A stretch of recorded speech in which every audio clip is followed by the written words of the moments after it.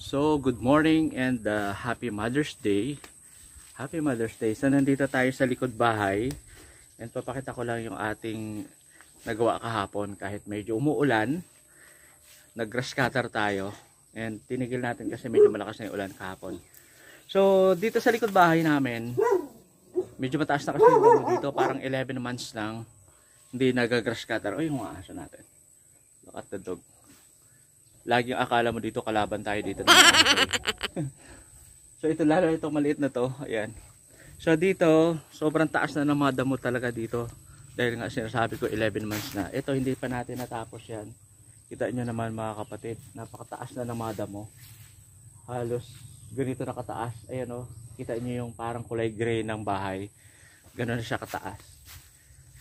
Lalo na dito sa part na to, kaya sobrang tigas. Ang ginamit na natin dito ay hindi na siya nylon, blade na yung ginamit natin.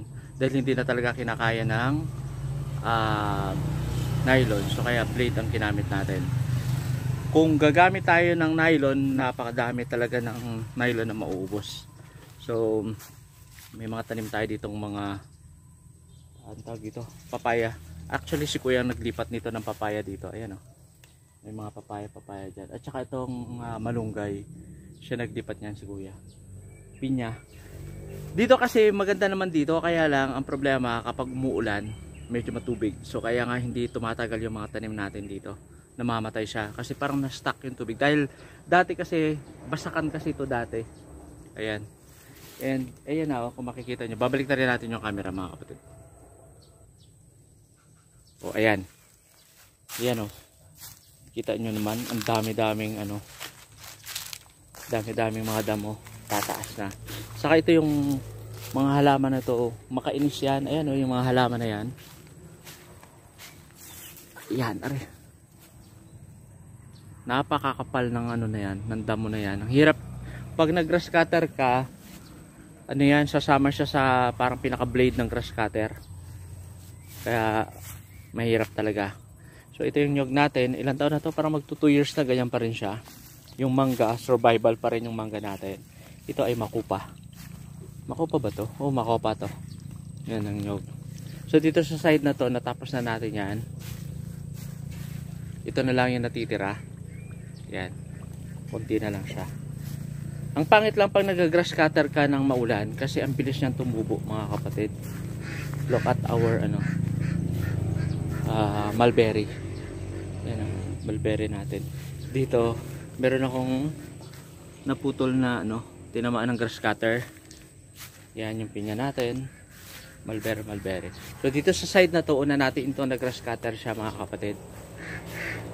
Kaso hindi natin nawawalis dahil kung titingnan nyo, ayan, basa pa siya, diba?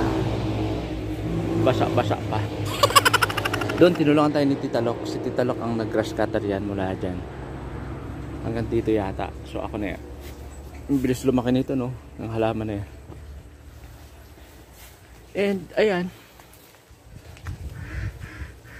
Ito yung ating sili. Kinakain siya ng manok. Ayun, tinutuka siya ng manok.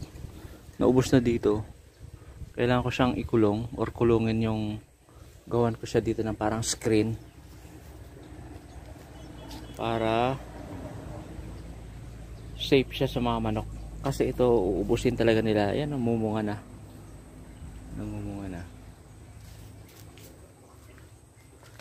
Yan, so ito na lang ating babalikan. Kung mamaya hindi na uulan, titirahin natin yan. Titirahin natin. Gagrass cutterin natin yan ulit mamaya. Kunti-kunti na lang din naman yan. So, yun lang muna yung update sa ating wala tayong ma-vlog. So, happy Mother's Day and thank you so much for watching.